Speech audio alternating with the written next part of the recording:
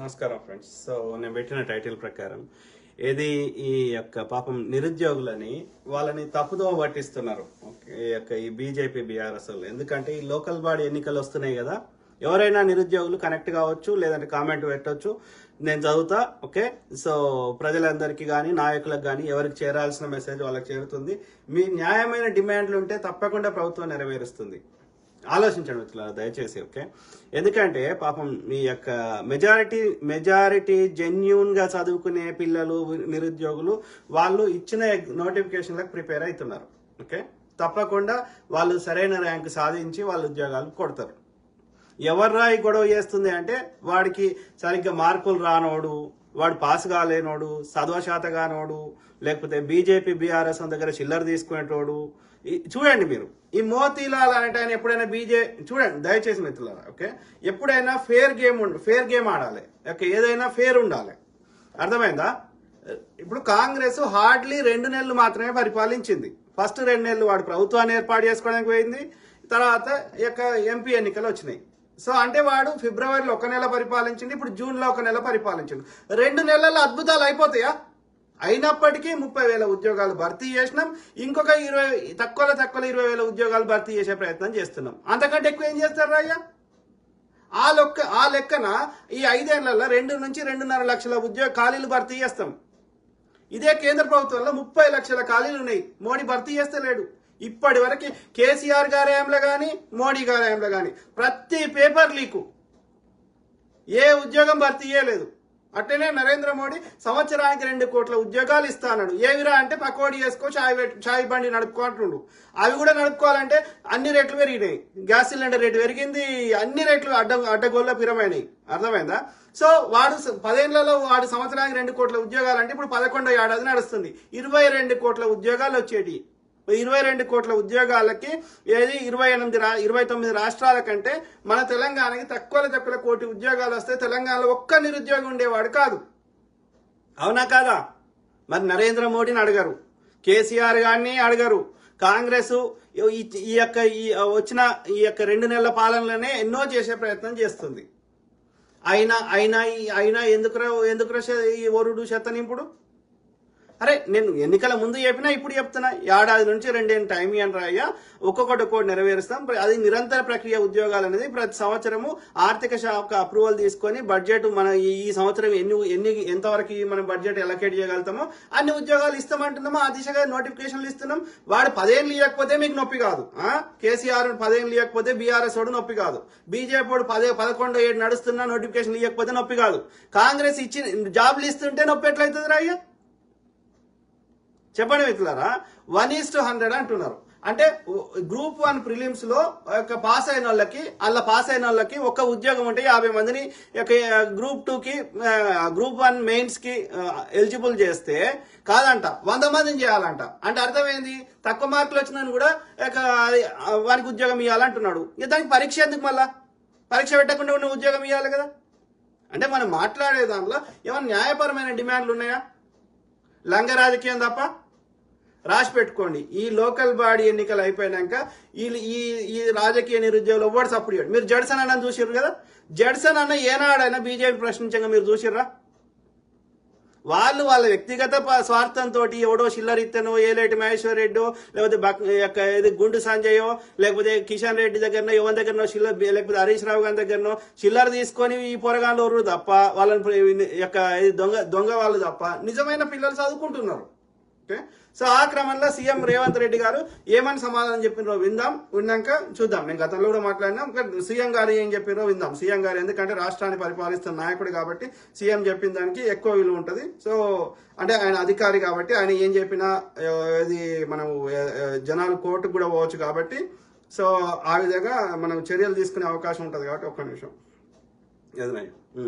So కాబట్టి నేను CM గారు ఏం మాట్లాడినో చూద్దాం.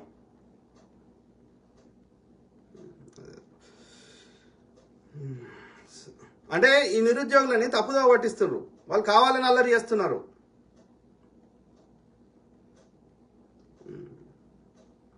చూపెడతా, సీఎం గారు చూపెడతా, అట్లనే ఈ నిరుద్యోగులు ఏం మాట్లాడుతున్నారో చూపెడతా. చూద్దాం. ఇదేదో డౌన్లోడ్ చేస్తున్నా.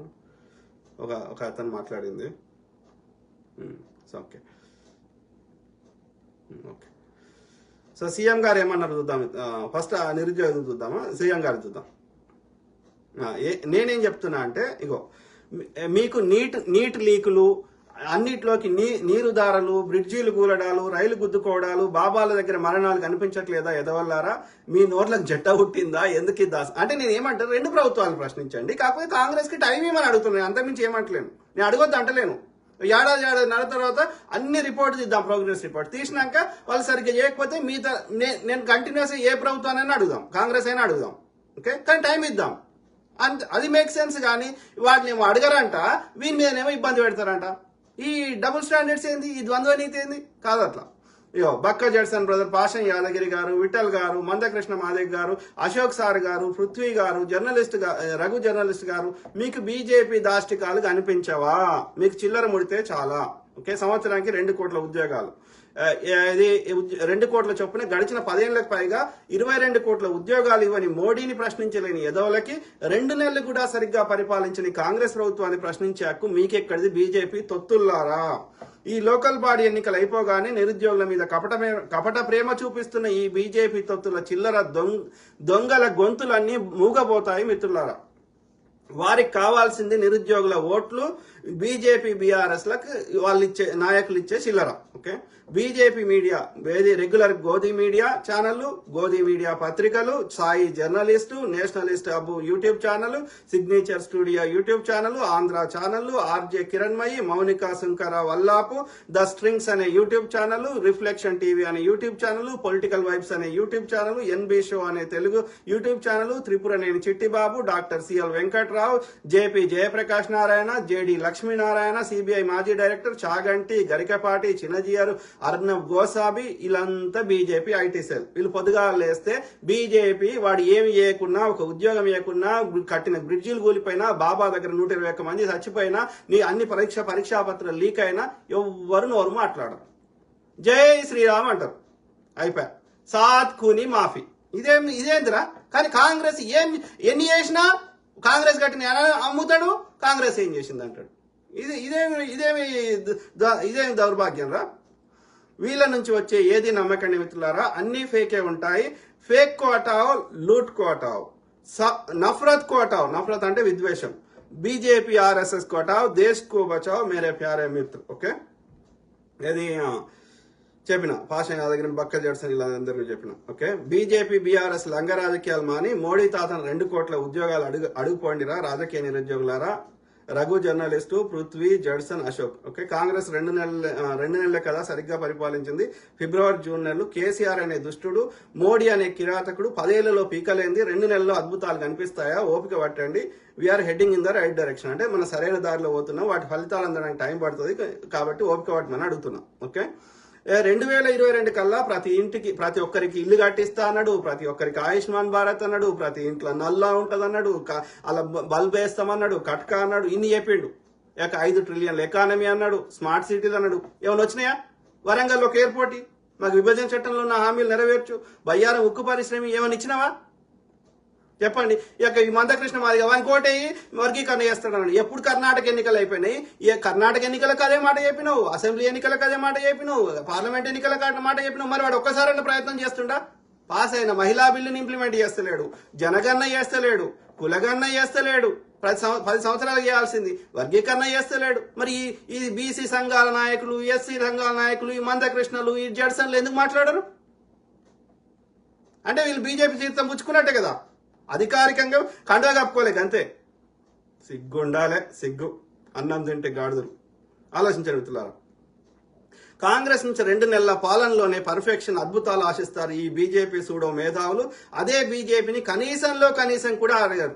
ఇదేం ద్వంద్వ నీతి? ఇది తప్పకుండా చిల్లర నీతి మాత్రమే మిత్రులారా. నేను విద్యార్థులకి ఎవరైతే నిజంగా చదువుకునే వాళ్ళకి చెప్తున్నా, my younger brothers, sisters and friends, నా తమ్ముళ్ళు, చెల్లెళ్ళు, మిత్రులారా, ఇచ్చిన నోటిఫికేషన్ చక్కగా చదువుకోండి. ఓకే, బీజేపీ బీఆర్ఎస్ రాజకీయ నిరుద్యోగుల ఉచ్చులో పడద్దు, మీ భవిష్యత్తును పాడు చేసుకోవద్దు. ఓకే, సో ఎవడన్నా ఆ నిరుద్యోగులని తప్పుదో పట్టిస్తా అశాంతి చేస్తా కావాలని గొడవలు వాడి కేసీఆర్ ఎంత ఘోరం అంటే ఆర్టీసీ కార్మికులు సమ్మె చేస్తే లాస్ట్ కు మా ఉద్యోగం ఉంటే చాలని చెప్పి ఆయనతో వాళ్ళు వెళ్ళిపోయారు, ఇంత భూమ పెట్టి పంపించిండు. ఓకే, కాంగ్రెస్ అట్లా చేస్తుందారా? అయ్యా వాడు ధర్నా చౌక్ ఎత్తేసిండు, వీడు పునరుద్ధరించిండు. ఏదైనా మేక్ సెన్స్ ఉండాలి కదా మనం అడిగేటప్పుడు. మేము అడగడానికి వద్దంటలేం కదా. సో ఆ క్రమంలో ఏది సీఎం గారు ఏమన్నారో విందాం. ఓకే, సీఎం గారు తిందామా, ఈ నిరుద్యోగి చెప్పేది తిందామా? నిరుద్యోగి చెప్పేది తిన్నాక సీఎం గారు తిన్నాక నిరుద్యోగి తిందాం. అందుకే మిత్రులారా, ఇవాళ ఈ వేదిక మీద నుంచి తెలంగాణ రాష్ట్రంలో ఉన్న నిరుద్యోగ యువకులకు నేను ఒక మాట చెప్పదలుచుకున్నా.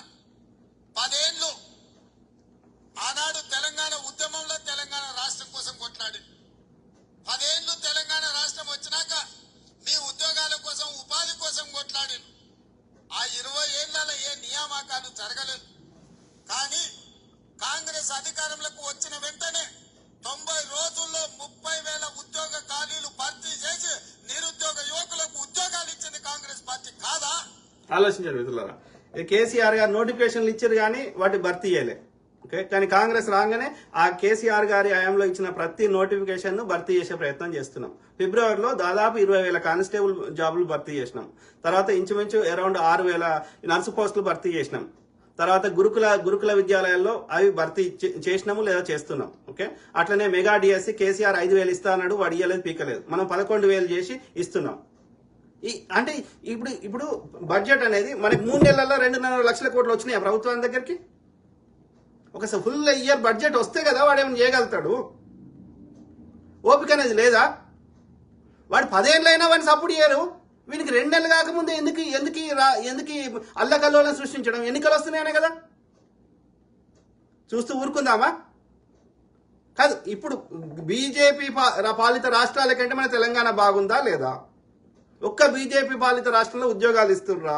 యూపీ పోయి మళ్ళీ వస్తారా? మణిపూర్ పోయి మళ్ళీ వస్తారా? అస్సాం పోయి మళ్ళీ వస్తారా? మధ్యప్రదేశ్ ఎట్లున్నాయి ఆ రాష్ట్రాలు? బీజేపీ పాలిత ఒక్క రాష్ట్రం అన్న మనకంటే బాగుందా చెప్పండి? బీఆర్ఎస్ బాగుండేనా చెప్పండి? కాంగ్రెస్ మనం నేను చెప్తున్నా కదా, మన రాష్ట్రంలో బీజేపీ అధికారంలోకి వస్తే ఉన్న కంపెనీలన్నీ దొబ్బుతాయి. రాసి పెట్టుకోండి. ఏదో ఫిలిప్పైన్స్కో ఏదో దేశంకి వెళ్ళిపోతాయి. శాంతి భద్రతలు లేని దగ్గర పెట్టుబడిదారు తన పెట్టుబడి కాలబెడతారో ఏమైతుందో తెలియనప్పుడు వాళ్ళ పెట్టుబడులకి వాళ్ళని కాపాడుకునే ప్రయత్నం చేస్తారు. వెళ్ళిపోతే ఏం తింటాం రాయ్యా? ఇక నీ డాబా మీద, నీ ఇంటి మీద, నా ఇంటి మీద 4 పచ్చిమిరపకాయలు పెంచుకోను, 4 బెండకాయలు పెంచుకోను, గవి తిని బతకాలనా? ఆలోచించండి ప్లీజ్. విద్వేషాలతోటి వాళ్ళ హిందువుల ఓట్ల కోసం హిందువులను కొట్టి ముస్లింలు కొట్టిన ప్రచారం చేస్తా అంటే ఎట్లా కలుస్తుంది? మాకు తెలియదా? పోలీస్ నీ చేలు పెట్టుకొని, నీ షెడ్డీ గ్యాంగ్లు పెట్టుకొని, ఇంతమంది ఉండగా వాడు 10% లేనోడు ఎట్లా కొడతారు రాయ్యా? మళ్ళీ ఒక్క దాడి మీద విచారణ జరగదు. ఒక్క దోషి శిక్షలు పడాయి. పుల్వామా దాడి కానీ ఏది కానీ అంటే చేయిస్తుందే నువ్వు. ఇన్వెస్టిగేషన్ చేసి శిక్షలు పడితే అవును పడతాయి, మళ్ళీ ఆర్ఎస్ఎస్ వాళ్ళకే పడతాయి, బీజేపీ వాళ్ళకే పడతాయి, బాపనోనికే పడతాయి. కాబట్టి విచారణ ఉండదు. కేవలం చెత్త నింపడం, దుష్ప్రచారం చేయడం. ఎన్నాళ్ళు భరిస్తాం? No, that's not the going to work. నీకే బాపనాడు ఒక్కడికి తెలియదట్లున్నాయరా? మేము చూస్తలేమా ఎవరేందో? ఆలోచించండి మిత్రులారా. విందాం సీఎం గారు చెప్పేది. మాకు తెలుసు ఆ బాధ ఏందో. ఉద్యోగాల కోసం పిల్లలు ఎట్లా కష్టపడుతున్నారో తెలుసు కాబట్టి 90 రోజుల్లో 30. సో సీఎం గారు ఇవన్నీ స్పందిస్తే చెప్తుంటే సీఎం గారిని కూడా తిడుతున్నారు ఈ గాడిద కొడుకులు. వినండి, సీఎం గారిని మొత్తం విన్నాక ఆ బచ్చగాడి చెప్పేది కరెక్టా, సీఎం గారు చెప్తుంది కరెక్టా వినండి. ఓకే, ఇదే కాకుండా ప్రభుత్వ ఉద్యోగస్తులకు ఎప్పుడు జీతం వస్తుందో తెలియని పరిస్థితి నుంచి కేసీఆర్ గారిలో 20వ తారీఖు కూడా జీతాలు వచ్చేటి కావు. పొరగాలని డ్రగ్స్ అలవాటు చేసింది ఎవడరా? రాష్ట్రానికి డ్రగ్స్ తెచ్చింది ఎవడరా? గుజరాత్ వాడు. ఆ యొక్క పోర్ట్ సిటీ అనేది గుజరాత్ లోనే ఉన్నాయి. అక్కడ నుంచి అదాని అంబానీ ఆ అదాని పోర్ట్ల ద్వారా వచ్చినాయి. కాంగ్రెస్ వాడు అన్ని హిందుస్థాన్ పేరు అన్న పెట్టిండు, భారత్ అనే పేరు పెట్టిండు. వీడు అన్ని అదాని అంబానీ చోస్కి ఎవడనో పేరు పెట్టిండు. ఆడ నుంచి తెచ్చి ఎవడరా? కేటీఆర్ కాదురా? ఈ వైట్ టెస్ట్కి వస్తావంటే వచ్చిందా? వాని బామ్మరికే అదేదో ఉన్నది పబ్బో గిబ్బో. వీళ్ళే కదా కేటీఆర్ కదా ఎంకరేజ్ చేసింది పొరగాళ్ళకి అందరికి డ్రగ్స్ అలవాటు చేసింది. సిగ్గులేని నా కొడుకులు ఇవాళ నీతులు చెప్తున్నారు. కనిపించిన ఏ స్త్రీని వదలలేదు. తల్లి చెల్లి అని లేకుండా ఇలా పొరగాన్లు వాట్సాప్లలో తండ్రి బిడ్డ తండ్రి యొక్క ఇట్లా కట్టబెట్టుకొని కొడుతూ బెల్ట్ తీస్తే అయ్యో నా బిడ్డ మీద ప్రేమతోటి ఇట్లా ఉయ్యాల లెక్క ఊడిస్తే తండ్రికి బిడ్డకి లింక్ పెడుతుంటే 6 ఏళ్ల పిల్లకి. ఏం మనుషులు రా అంటే ఎంత సిక్ మైండ్ తయారు చేసిన పొరగాన్లది. అంటే ఇప్పుడు రోడ్డు మీద ఒక తండ్రి కొడుకు అన్న చెల్లె పోతే అనుమానించే పరిస్థితి తీసుకొస్తారా నీ బంకల వ్యూస్ కోసం? ఏందిరా పని లేదు పాట లేదు. రైతు వండి లేకపోతే యూట్యూబ్లో ముచ్చట్లు చెప్తే తింటే వస్తారా కడుపులకి ప్లేట్లకి అన్నం? గాడి కొడుకులారా, పొరగాళ్ళకి పని లేదు పాట లేదు. ఇవాళ ప్రభుత్వ ఉద్యోగస్తులకు జీతభత్యాలు ఇచ్చే పరిస్థితి కాంగ్రెస్ పార్టీ తీసుకొచ్చింది. ఇదే కాదు, డిఎస్సి నోటిఫికేషన్ గ్రామాలలో తండాలలో గూడాలలో పేదోళ్ళ పిల్లలు చదువుకోవాలి, టీచర్ల నియామకాలు చేపట్టాలి అని డిఎస్సి నోటిఫికేషన్ ఇచ్చి 11,500 ఉద్యోగ ఖాళీలు భర్తీ చేయడానికి ఇవాళ పరీక్షలు పెడితే ప్రతి తలమాసినోడు వచ్చి డిఎస్సి పరీక్షలు పోస్ట్ పోన్ చేయమంటారు. నేను అడగదలుచుకున్న ఈ వేదిక మీద నుంచి కాదు పోస్ట్ పోన్ చేయమంటారు, మళ్ళీ వచ్చేయమంటారు కాంగ్రెస్ ప్రభుత్వం హామీ ఇచ్చింది మేనిఫెస్టోలో ఉద్యోగాలు ఇవ్వలేదంటారు. ఉద్యోగాలు ఇస్తేనేమో వాయిదా వేయమంటారు, ఇవ్వద్దు అంటారు, అడ్డుపుల్లలు వేస్తారు. అంటే వీళ్ళ అర్థమైంది కాంగ్రెస్ ఉద్యోగాలు ఇవ్వకూడదు. ఇది బీజేపీ బీఆర్ఎస్ ల కుట్ర. దాంట్లో వీళ్ళు ఎందుకు చేస్తున్నారు? వీళ్ళకి రావాల్సిన చిల్లర వస్తుంది కాబట్టి చేస్తున్నారు. అంటే నేనేమంటున్నా, నిరుద్యోగులారా దయచేసి వీళ్ళ ట్రాప్ లో పడకండి, మీకు దండం పెడతాం. మీ భవిష్యత్తు పాడు చేసుకోండి. ఏ ఎగ్జామ్ ఇచ్చినా రాయండి. ఓకే, ఒకవేళ ఈ సంవత్సరం మీకు రాకపోతే, సరైన ర్యాంకు రాకపోతే నెక్స్ట్ ఇయర్ ఇస్తారు. ఇది ఎండ్ కాదు. ఒకటేసారి 2 లక్షల ఉద్యోగాలు భర్తీ చేయం. ఎందుకంటే బడ్జెట్ అలొకేట్ చేయదు. అట్లా బడ్జెట్లో ప్రతి సంవత్సరం ఎంతవరకు మనం బడ్జెట్ అలొకేట్ చేయగలుగుతామో, ఎందుకంటే పెన్షన్ ఓడియాలి, జీతాలు ఓడియాలి, మిగతా వాటికి ఓడియాలి, రైతు బంధు ఓడియాలి, రైతు భరోసా ఓడియాలి, రుణమాఫీ ఓడియాలి. వాటన్నిటికి పైసలు ఇవ్వద్దా? గురుకులాలు ఎవడు నడపాలి? ప్రభుత్వ స్కూళ్ళని ఎవడు పునరుద్ధరించాలి? కేసీఆర్ రోడ్ రిపేర్ పనులకి ఒక్క సర్పంచ్కి బిల్లులు కట్టలే, ఆత్మహత్యలు చేసుకున్నారు. మనం బిల్లులు కడుతున్నాం, రిపేర్లు చేయిస్తున్నాం, మరి అవన్నిటికి బ్యాలెన్స్ చేయకూడదా? కాబట్టి ఈ ప్రతి సంవత్సరం ఎంతవరకు మన బడ్జెట్ అలొకేట్ చేస్తే అని ఇస్తాం. ఇంచుమించు అరౌండ్ 40,000 ఉద్యోగాలు ఇస్తాం. అట్లా ఈ 5 ఏళ్లలో 2 లక్షల ఉద్యోగాలు ఇస్తాం. ఈ సంవత్సరం నీకు రాకపోతే, నీకు సరైన ర్యాంకు రాకపోతే నెక్స్ట్ ఇయర్ ప్రిపేర్గా. లంగరాజకీయం చేస్తా అంటే చూస్తూ ఊరుకోం. ప్రజలందరూ 4 కోట్ల మంది తెలంగాణ ప్రజలు అన్ని గమనిస్తున్నారు. కర్రు కాల్చి వాత పెడతానే ఉన్నారు, పెట్టిర్రు. ఇలా కేటీఆర్ నీతులు చెప్తున్నాడు దయ్యపోడు. వాడు 2014లో అన్ని పక్క పార్టీలో అందరిని తీసుకున్నాడు, 18లో తీసుకున్నాడు. వాని పాఠం వానికి అప్పచెప్తే ఇవాళ నొప్పి అవుతున్నది. మరి నాకు గిచ్చితే నొప్పి అయినప్పుడు నీకు ఇచ్చితే కూడా నొప్పి అయితే ఎట్లా తెలుస్తుందిరా? నేను ఇస్తేనే కదా బరాబర్ చేస్తాం. నీ దొరల రాజకీయము లేకపోతే నీ యొక్క బాపనోటి రాజకీయం చేస్తాను. నేను చెప్పిందే వేదము, నేను గీసిందే లైను, అంటే కలవది. హైవే కలవది, తోలు తీస్తాం. రాజ్యాంగం రాసుకొని న్యాయ వ్యవస్థలు పెట్టుకొని ఒక సిస్టమేటిక్ బతికేది అందరం సమానమని. నా ఇష్టమని చేస్తా.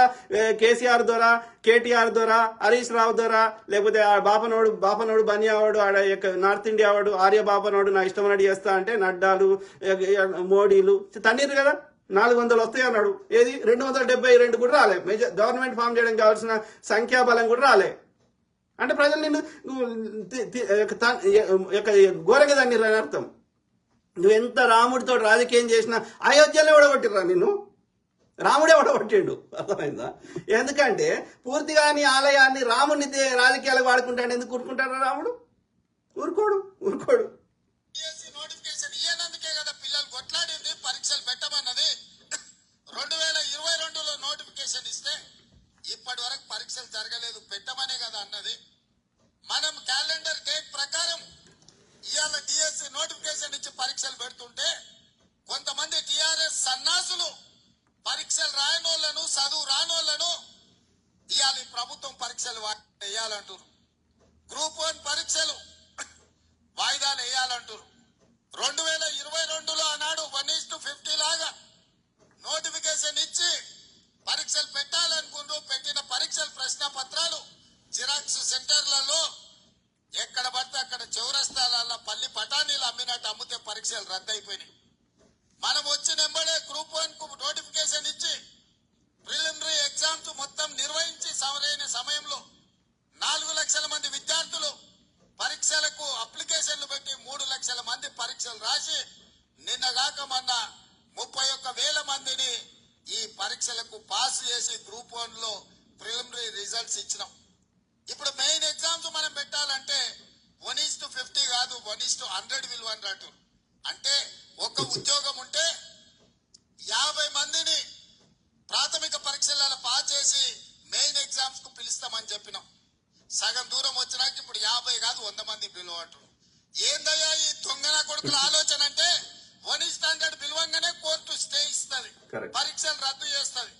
నువ్వు నోటిఫికేషన్ లా 1:50 ఇచ్చి పరీక్షలు అయిపోయినాక 1:100 ఎట్లా పిలుస్తావు? ఒక ఉద్యోగానికి 50 బదులు ఒక ఉద్యోగానికి 100 మందిని ఎట్లా పిలుస్తావు? అది తప్పు అని కోర్టు పరీక్షల్ని రద్దు చేస్తుంది.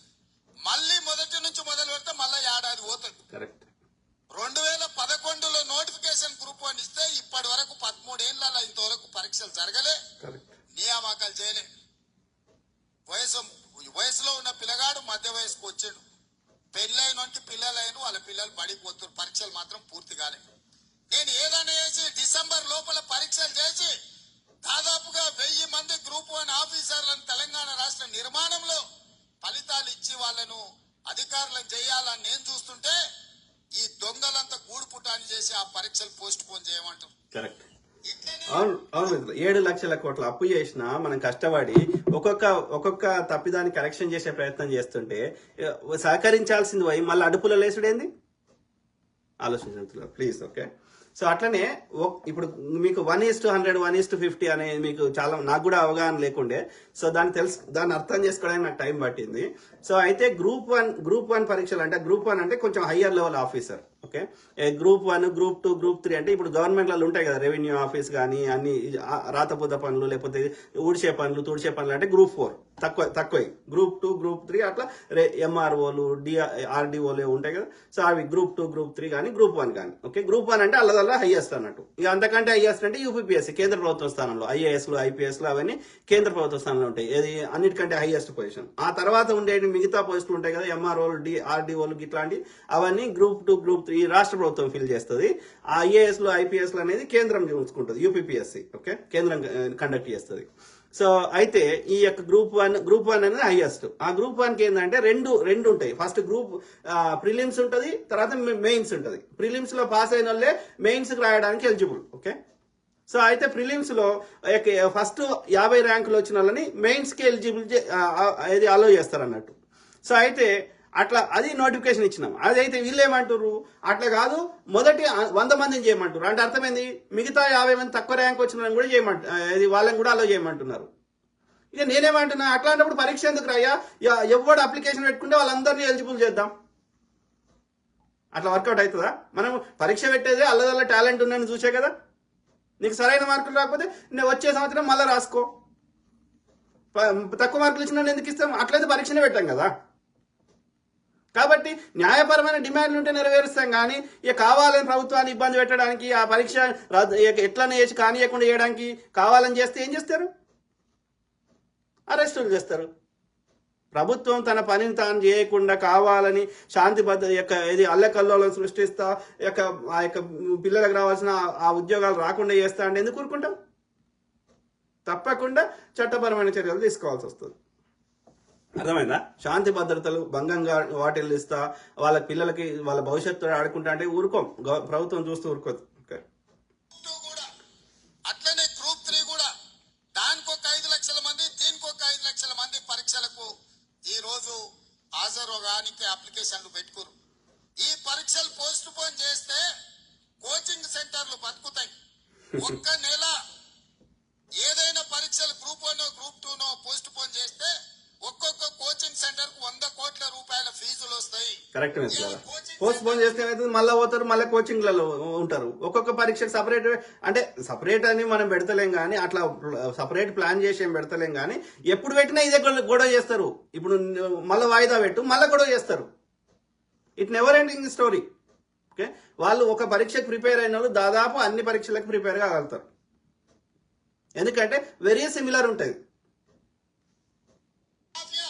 కొంతమంది కిరాయి మనుషులను పెట్టి ఆ ఇప్పుడు చెప్పండి, ఐఐటి పరీక్ష రాసినప్పుడు ఎంసెట్ రాయలేడా? చెప్పండి, మీరు చెప్పండి. Simple, right. మీద ధర్నా చేసి పరీక్షలు పోస్ట్ పోన్ చేయమని అడుగుతున్నారు. ఇవాళ మాకు ప్రభుత్వానికి పోయేదేముంది? ఒకవేళ పరీక్షలు పోస్ట్ పోన్ చేస్తే విద్యార్థులకు నష్టం. అవును మిత్రులు, ఇప్పుడు పోస్ట్ పోన్ చేస్తే ఏమవుతుంది? వాళ్ళు కోచింగ్ సెంటర్ వాళ్ళు పైసలు దున్నుకుంటారు, అంత విషయంలో. వేల కోట్ల రూపాయలు కొనగొట్టడానికి కోచింగ్ సెంటర్లలో ఇవాళ పరీక్షల్ని వాయిదా ఏమని అడుగుతున్నారు. గ్రామాన మీరు చెప్పండి, 10 ఏళ్ళు పరీక్షలు పెట్టలే, ప్రభుత్వ ఉద్యోగాలు ఇవ్వలే. కాంగ్రెస్ వచ్చిన ఎంబడే 30,000 ఉద్యోగాలు ఇచ్చింది. డిఎస్సి నోటిఫికేషన్ ఇచ్చింది, గ్రూప్ 1 నోటిఫికేషన్ ఇచ్చింది, గ్రూప్ 2 నోటిఫికేషన్ ఇచ్చింది, గ్రూప్ 3 నోటిఫికేషన్ ఇచ్చింది. రాబోయే డిసెంబర్ 9 తారీఖు లోపల ఈ పరీక్షల ఫలితాలన్నీ ఇచ్చి వేలాది మంది నిరుద్యోగ యువకులకు ఉద్యోగ అవకాశాలు ఇవ్వాలని మా ప్రభుత్వం ప్రయత్నం చేస్తుంటే పరీక్షలు వాయిదా ఏమంటారు? అన్ని పరీక్షలు 2022లో నోటిఫికేషన్ ఇచ్చినవే. ఆ సన్నాసి పరీక్షలు పెట్టలేదు. చూసాను మనం ఎట్లా ఎవరిచ్చినా, ఇప్పుడు మన కాంగ్రెస్ ప్రభుత్వం నుంచి ఫిల్ చేయకపోయినా అది కోర్టుకు పోతారు. ఓకే, ఎందుకంటే అది టీఎస్పీఎస్సీ అనేది తెలంగాణ ప్రభుత్వానికి సంబంధించింది, తెలంగాణ ప్రజలకు సంబంధించింది. ఒక అధికారి పార్టీ మారినంత మాత్రాన నోటిఫికేషన్లు అది వ్యాలిడ్ కాకుండా పోవు. అది ప్రభుత్వం, ఎవరు వచ్చినా చేయాలి. కాళేశ్వరం రిపేర్ పనులు చేయాలంటే అది ప్రజలది, తెలంగాణ ప్రజలది. అది కేసీఆర్ ఆధ్వర్యంలో దానికి ఏం చేసినా, కాంగ్రెస్ హయాంలో అయినా దానికి రిపేర్లు అయితే చేయించాలి కాంగ్రెస్, అంతే. ఓకే, అది వాళ్ళ కేసీఆర్ది వాళ్ళ ఫామ్ హౌస్ కాదు. ఓకే, చదువుతూనే ఉన్నారు, కోచింగ్ సెంటర్ల చుట్టూ తిరుగుతూనే ఉన్నారు. ఇప్పుడు కొత్తగా మళ్ళా వాయిదా వేస్తే ఇవన్నీ కూడా కోచింగ్ సెంటర్లలో వాళ్ళ కోచింగ్ సెంటర్లు నడపనికే.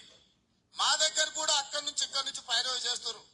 సార్, నేను కోచింగ్ సెంటర్లు పెట్టుకున్నదే ఇవి నడుస్తామని, నువ్వు అన్ని పరీక్షలు పెట్టి పిల్లలకు ఉద్యోగాలు ఇస్తే మా దగ్గర ఎవరు చదువుకుంటాడు, మా వ్యాపారం మూతపడదా అని వస్తారు. నిజమే కదా మిత్రులు, అన్ని పరీక్షలు ఒకటేసారి పెట్టేసినాం అనుకో, అన్ని పరీక్షలు అయిపోతే వాడికి ఓడొస్తాడు, అశోక్ సార్ దగ్గరికి ఓడొస్తాడు. ఎందుకంటే మళ్ళీ ఇప్పుడు ఈ మధ్యలో పరీక్షలు లేవు కదా, వాళ్ళు మూసేసుకోవాలి. కరెక్ట్. నిరుద్యోగ యువకుల బలహీనతను వ్యాపారంగా మార్చుకోవాలని కొన్ని కోచింగ్ సెంటర్ల యజమానులు ఈ ఆర్టిఫిషియల్ ఉద్యమాలను ఇవాళ మన కళ్ళ కట్టినట్టు చూపించాలనే ప్రయత్నం చేస్తారు. ఎప్పుడు కేసీఆర్ బలహీన పడతాడో, ఎప్పుడు కేసీఆర్ పతనం అవుతాడో, విద్యార్థులను రెచ్చగొట్టి వాళ్ళని సావగొట్టి వాళ్ళ శవాల మీద పార్టీని బతికించుకోవాలని ఈ సన్నాసోడు విద్యార్థుల శవం కోసం ప్రయత్నం చేస్తున్నాడు. కరెక్ట్ మిత్రులారా, తెలంగాణ ఉద్యమంలో కూడా అదే జరిగింది. నేను లాస్ట్ టైం కూడా చెప్పిన, మళ్ళీ చెప్తున్నా, బెదిరియడానికి కూడా పెట్రోల్ పోసుకోకండి. ఎందుకంటే వాడు పక్కోడానికి పెడతాడు.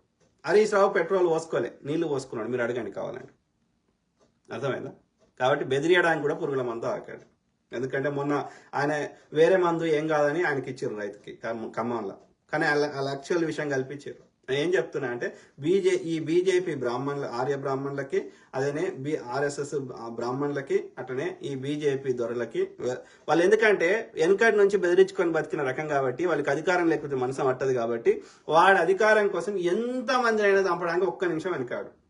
అందులో బీసీ, ఎస్సీ, ఎస్టీలని, శూద్రులని, మైనారిటీలని చంపడానికి ఒక్క నిమిషం కూడా వెనకాడు. ఎందుకంటే వాళ్ళు రాసుకున్న సిద్ధాంతం ప్రకారం వాళ్ళు పైన ఉండాలి, అంతే. మిగతా వాళ్ళు వీళ్ళు మాకు సేవ చేయడానికి బ్రహ్మ పుట్టించండు, అంతే. కాబట్టి ఈ సేవకులను వీళ్ళ సంఖ్య అసంఖ్యాకం కాబట్టి వీళ్ళకి 100 చీమలకి 2 చీమలు చంపితే ఏమవుతుంది అన్న భావన ఉంటుంది వానికి.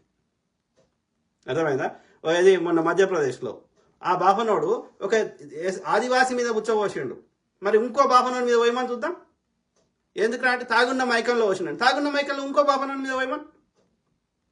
ఎందుకంటే వాడి సబ్కాన్షియస్ మైండ్లో నింపేసిర్రు మనం పైన ఉండాలి. వాడు పైన ఉండడానికి ఎంతమంది అనేది చంపడానికి ఒక్క నిమిషం వెనకాడు. నేను రాసిస్తా, తెలంగాణ ఉద్యమంలో ఆ 1200 మందిలో దాదాపు ఒక 500-600 మందిని తక్కువలో ఏది కాలబెట్టి చంపింది బీఆర్ఎస్ వాళ్ళే, హరీష్ రావు గాడే.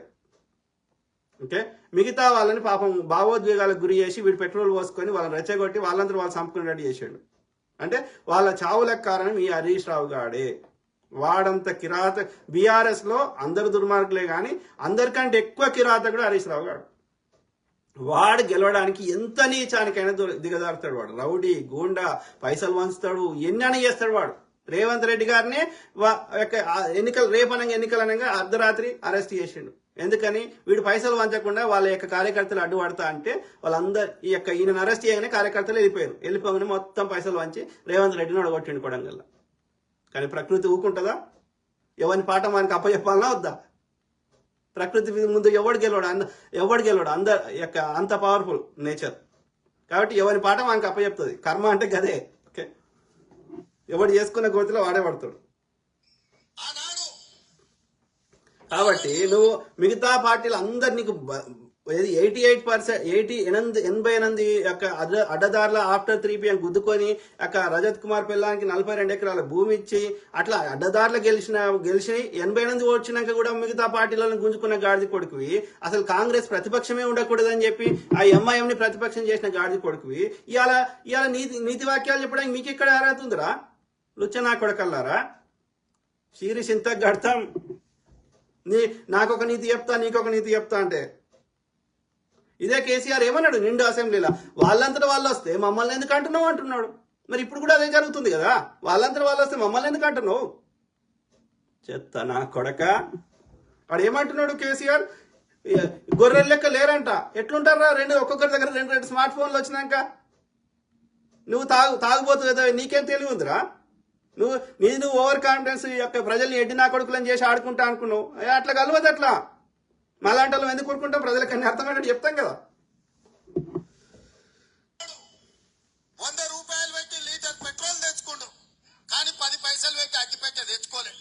పెట్రోల్ డ్రామాతో హరీష్ రావు డ్రామా ఆడితే ఇది నిజం. దొంగ పాడుకోవాడు వాడు. అది అక్కడ పెద్ద ఫామ్ హౌస్ కబ్జా పెట్టిండు వాడు. కాళేశ్వరంలో 50,000 కోట్లు వాడు ఒక్కడే దొబ్బిండు హరీష్ రావు గాడు. బద్మాషులు నా కొడుకాడు వాడు. ఎవరిని సిద్దిపేట సరౌండింగ్స్ ఎవరిని బతకనిస్తాడా? వేరే నాయకుని ఎదగనియాడాడు. లుచ్చ నా కొడుకు. పేదోళ్ళ బిడ్డ పెట్రోల్ పోసుకొని తెలంగాణ ఉద్యమంలో ప్రాణ త్యాగం చేశాడు. అక్కడి నుంచి ఈశాన్ రెడ్డి, వేణుగోపాల్ రెడ్డి, కానిస్టేబుల్ కిష్టయ్య, యాదయ్య, ఇట్లా వందలాది మంది పిల్లలు ప్రాణాలు తీసుకున్నారు. కానీ కేసీఆర్ కుటుంబంలో ఒక్కరన్నా చచ్చిపోయినానే అన్నాడనా? కరెక్ట్. మళ్ళా ఇప్పుడు వాడు ఉద్యమం చేసింది కూడా ఏంది అది? వాడు మంచిగా అది తీసుకున్నాడు. వాడు లిక్విడ్ ఫుడ్ తీసుకున్నాడు. వాడు తంతంరా అని మళ్ళీ అందరు విద్యార్థులు అంటే అప్పుడు మళ్ళా నటించిండాడు. దొంగ నా కొడుకులు. మోతీలాలను ఒక లంబాడి బిడ్డను ఇవాళ రెచ్చగొట్టి దీక్ష కూసబెట్టారు. ఇంకొక పక్క చర్చన ఒక దళితుడిని దీక్ష కూసబెట్టారు. ఇవాళ ఇంకో కోచింగ్ సెంటర్ అని దీక్ష కూర్చున్నాడు. ఎందుకు మోతీలాల్ కూర్చోవాలి? ఎందుకు పక్క చర్చ కూర్చోవాలి? నేను సూటిగా సవాల్ విసురుతున్న హరీష్ రావుకు, కేటీఆర్ కు, సన్నాసులారా మీరు దీక్ష కూర్చోండి. మీరు సావనైన వాయిదాయిన పడాలి. ధైర్యం ఉందా? రాండి ఉస్మానియా యూనివర్సిటీకి వచ్చి ఆర్ట్స్ కాలేజ్ ముందల బామార్దుల ఆమరణ నిరాహార దీక్ష కూర్చోండి. గ్రూప్ 1 పరీక్షలు, గ్రూప్ 2 పరీక్షలు, గ్రూప్ 3 పరీక్షలు, డిఎస్సి పరీక్షలు వాయిదానన్న లేకపోతే మీ ప్రాణాలన్న పోవాలి నినాదంతో మీరు ఆర్ట్స్ కాలేజ్ ముందల దీక్ష చేయండి. మేము కాపలా ఇస్తాం, మిమ్మల్ని ఎవ్వడు ఆపడు, సూతం ఎన్రోల్ చేస్తారు. మీరిద్దరు నిజంగానే పరీక్షలు వాయిదా వేయాలంటే మీ వాటిలో బలం ఉంటే ఈ తెలంగాణ కోసం సావు నోట్ల తలకాయ పెట్టినని సన్నాసి కేసీఆర్ చెప్పేది నిజమే అయితే ఇక ఆయన కంటే వయసు మీద పడ్డది లేవలేనోడు అసలే కాలు ఇరిగింది, ఆయనను వదిలేయండి. కానీ మీరిద్దరు బావబామర్తులు బిల్లా రంగాలు రాండి ఆర్ట్స్ కాలేజ్ ముందల. మా ఎన్ఎస్యూ యూత్ కాంగ్రెస్ కార్యకర్తలు కంచేసి కాపాడతారు మిమ్మల్ని. పరీక్షలు వాయిదా పడే వరకు నిరాహార దీక్ష చేయండి ఆర్ట్స్ కాలేజ్ ముందల. అది మాత్రం ఎంత మూర్ఖులు మిత్రులారా బీఆర్ఎస్ నా కొడుకులు. వాడి పార్టీని వాడు చంపుకుంటుండు కాంగ్రెస్ నడగొట్టడానికి. లేకపోతే మొన్న 8 సీట్లు ఈడ ఒక 10% ఓటు శాతం లేని బీజేపీ ఎట్లా 8 గెలిచింది అంటే వాడిని వాడు చంపుకుంటున్నాడు. అర్థమైందా? ఇక అంతే. ఎంత నీచానికి దిగజారుతాడు వాడి. కాంగ్రెస్ మీద ఎంత పగబెట్టుకున్నాడు వాడు అని అర్థం చేసుకోండి. ఇదే తెలంగాణ ఇస్తే కాంగ్రెస్ పార్టీలో విలీనం చేస్తా బీఆర్ఎస్ అన్న గాడిది కొడుకు ఇలా కాంగ్రెస్ మీద ఎంత దిగజారి కొట్లాడుతున్నాడు. Shame on you. తెలంగాణ జాతిపితవు కాదు నువ్వు. ఓకే, తెలంగాణ ద్రోహివి. రాత్రి కూడా తాగుతారు. మీరు మాత్రం సంతోషంగా ఉండాలి. ఒక్కసారైనా మోడీ తెచ్చిన ఒక్క బిల్లు కన్నా వ్యతిరేకంగా ఇది చేసిండా? ప్రతి దానికి మద్దతు ఇచ్చిండు కేసీఆర్. అప్పుడు ఇప్పుడు ఎప్పుడు సంకనాకుతున్నాడు దరిద్రం ఉండా కొడుకు. రాష్ట్రానికి రావాల్సిన ఒక్క దాని మీద, కేంద్రం నుంచి రావాల్సిన ఒక్క దాని మీద కొట్లాడుతున్నారు ఎవడ నీకు ఆడది కొడుకులు, ఇండిపెండెంట్ అని చెప్పుకుంటోళ్ళు కానీ బీఆర్ఎస్ నా కొడుకులు కానీ. సిగ్గుండాలి. పిల్లలు దీక్షలతోటి, ఆమరణ నిరాహార దీక్షలతోటి పేదోళ్ళ పిల్లల ప్రాణాలు బలి ఇవ్వడానికి అలా బావబామర్దులు ఇద్దరు కలిసి కుట్ర చేస్తున్నారు. ఇవాళ అందుకే విద్యార్థులకి వేదిక మీద నుంచి నేను విజ్ఞప్తి చేస్తున్నా, గుర్తుపెట్టుకోండి, బీజేపీ బీఆర్ఎస్ చెత్త నా కొడుకులారా, మీరు ఎన్ని కుట్రలు చేసినా తెలంగాణలో నడవై. ఆ ఎడినా కొడుకులను యూపీలో నడుస్తాయి కానీ తెలంగాణలో నడవై. ఇది ఉద్యమాల గడ్డ, చైతన్యం గల గడ్డ. మాలాంటి వాళ్ళందరం ప్రజలకు ముచ్చటార్థమని చెప్తాం. కాళోజీ గారు అన్నట్టు ప్రాంతేతరుడు మోసం చేస్తే తండ్రి ధర్మేస్తాం, ప్రాంతం వాడు మోసం చేస్తే పాతి పెడతాం. కానీ మీ చెత్తను చూసుకుంటా కూర్చోం. గుర్తుపెట్టుకోండి గాడిద కొడుకులా. పార్టీ బలహీన పడ్డప్పుడు, రాజకీయంగా వాళ్ళు సచ్చినప్పుడు విద్యార్థులను చంపి ఆ శవాల మీద పార్టీని నిర్మించుకోవాలని కుట్ర చేస్తున్నారు. ఇవాళ కొంతమంది విద్యార్థులను రెచ్చగొట్టి వాళ్ళ భావోద్వేగాలతో రాజకీయంగా లబ్ధి పొందాలని చూస్తున్నారు. అందుకే ఇక్కడున్న మా సోదరులకు గ్రామాన్ని చెప్పండి, వాళ్ళ తల్లిదండ్రులకు చెప్పండి, మీ కోచింగ్ సెంటర్లలో 1,000 కోట్ల 100,000 రూపాయలు ఫీజులు కట్టాల్సిన పని లేకుండా ఎంబడెంబడే పరీక్షలు పెట్టి ఫలితాలు ఇచ్చి మీ పిల్లలకు ఉద్యోగాలు ఇస్తాము.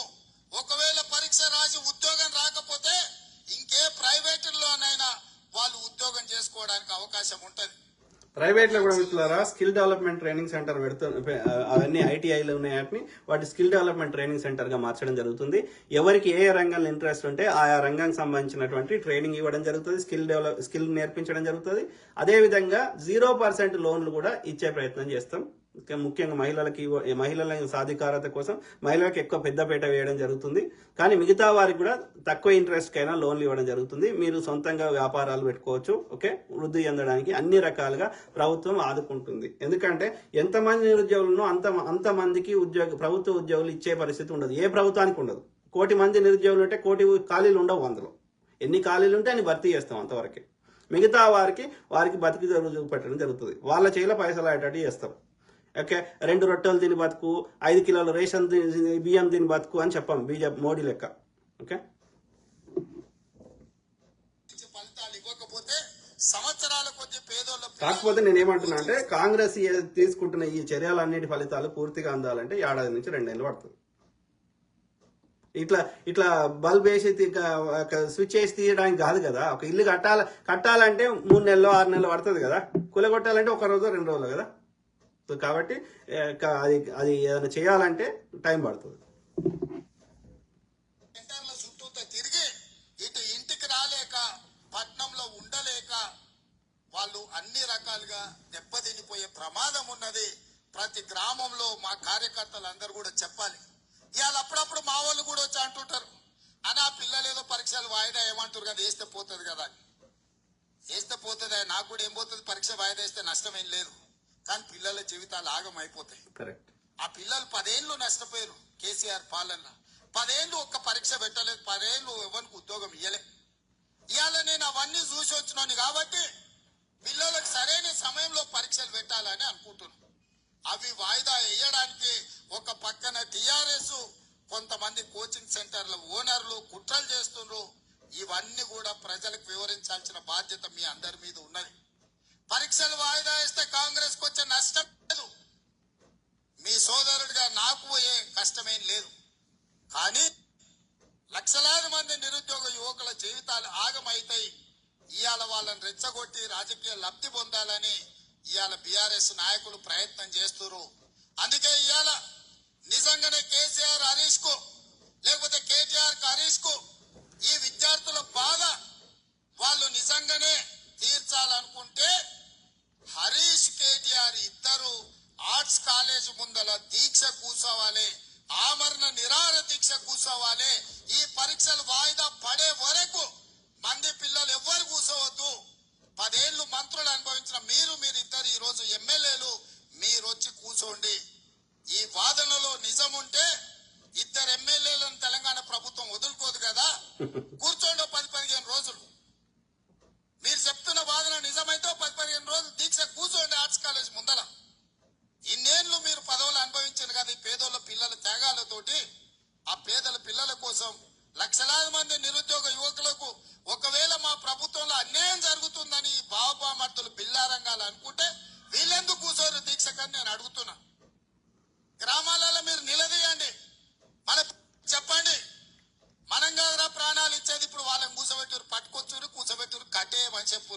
కాలేజ్ ముందల అప్పుడు తెలుస్తుంది.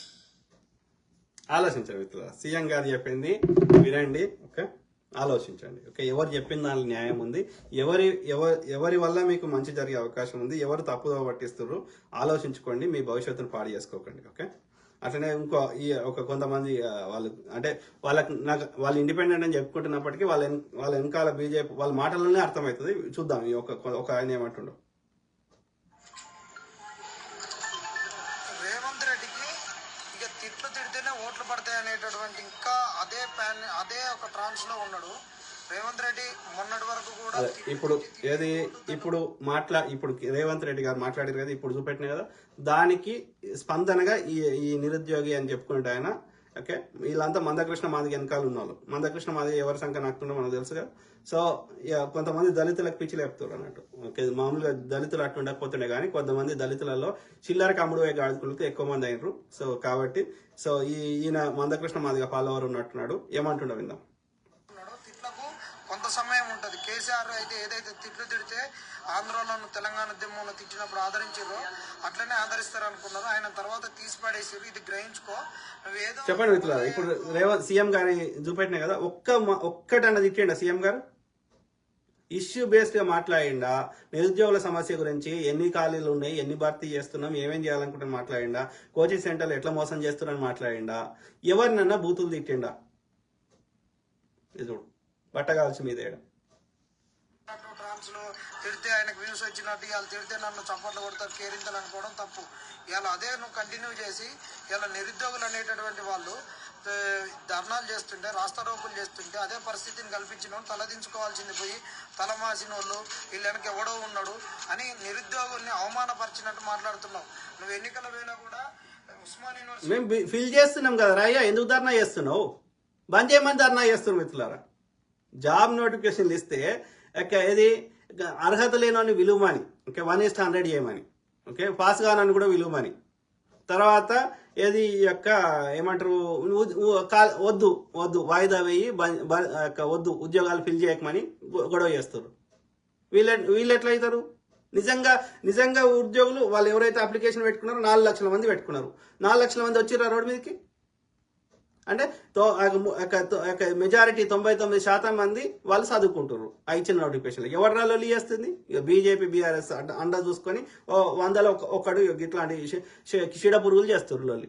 వీనికి చిల్లర తీసుకొని వీడు చదవడు పీకడు, వీనికి ర్యాంక్ రాదు, కానీ ఆ చదువుకునే పిల్లలకు రాకుండా చేస్తారు. వచ్చిర్రా 4 లక్షల మంది అప్లై చేస్తే 4 లక్షల మంది ఉన్నారు అయ్యా రోడ్డు మీద అంటే అర్థమైంది. 10 మంది కూడా లేరు ఈ లొల్లి చేసేటోళ్ళు. ఎవరు ఇల్లు అర్థమైతే లేదా మాకు? మళ్ళీ కేంద్ర ప్రభుత్వాన్ని ప్రశ్నిస్తారా? ఎప్పుడన్నా బీజేపీని ప్రశ్నిస్తారా? 2 ప్రభుత్వాలు మనయే కదా, 2 ప్రభుత్వాలకు ట్యాక్సులు కడుతున్నాం కదా, అక్కడనే దొంగ దొరికిపోతున్నాడు. అర్థమైందా?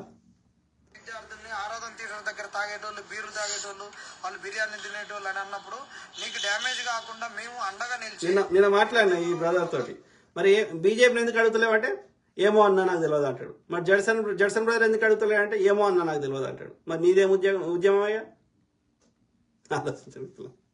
ఏకమై మా తల్లిదండ్రుల నుంచి ఓట్లు వేయించినావు. ఇలా నీ నిజ స్వరూపం నిజంగా చూపిస్తున్నావు. అదొకటి. ఇలా పిల్లలు 14 కిలోమీటర్లని పాదయాత్ర చేసుకొని వచ్చి యూనివర్సిటీకి వచ్చినప్పుడు ఇలా ఆడపిల్లల పైన నిర్బంధాన్ని మోపి మళ్ళీ ఒక వాగా బార్డర్లో ఉన్నట్టు ఒక కుంబింగ్ చేపిస్తున్నట్టు రెడ్ కారిడార్లో అట్లా చేయించినావు. దాని గురించి నువ్వు సిగ్గుపడుతున్నాని ఒక క్షమాపణ చెప్పలేదు. నువ్వు డేట్స్ యథాతథంగా పెడతాని ఎట్లా చెప్తావు? ఈరోజు పిల్లలందరూ చనిపోయేటటువంటి ఒక స్థితిలో మానసిక గందరగోళంలో ఉన్నప్పుడు ఇంకా ఎందుకు చేస్తావు? పరీక్ష పెడితే రాసి పాస్ అయ్యి ఉద్యోగం కొట్టాలి కానీ ఎందుకు చేస్తావు? ఇవ్వకపోతే చేస్తా అన్నావు, కరెక్ట్, అర్థం చేసుకున్నావు. ఇస్తా అంటే ఎందుకు చేస్తా అంటున్నావు? ఏమన్నా అర్థమవుతుందా? ఎట్లారా ఏమన్నా మేక్ సెన్స్ ఉందా వాళ్ళు మాట్లాడేది? నువ్వు మాట్లాడుతున్నావు, ఇది కరెక్ట్ కాదు. ఏదైనా పిల్లోడు తల్లిదండ్రులు కానీ టీచర్లు కానీ వాడు ఈ మానసికంగా డిస్టర్బ్ అయినప్పుడు ఆయనకు ఒక ఉపశమనం ఇచ్చేటట్టు మాట్లాడాలి. ఇవాళ అందరిని నువ్వు ఇచ్చిన రిజల్ట్ వల్ల ఇవాళ అందరు గ్రూప్ 2 వాళ్ళు క్వాలిఫై అయ్యారు. ఆయనకి రాయరాదు. వాడు నేను గ్రూప్ 2 పోస్ట్ పోన్ చేయకుంటే పోస్టులు పెంచకుంటే ఎట్లయినా వాడు అయోమయాలు ఏడుస్తున్నాడు. గ్రూప్ 1కు మెయిన్స్ రాసుకొని హోలిస్టిక్ గా ప్రిపేర్ అయినాడు. వాడు రిజల్ట్ రాలేదు, వాడు ఏడుస్తున్నాడు. ఎన్ని పోస్టులు అన్ని భర్తీ చేస్తున్నాం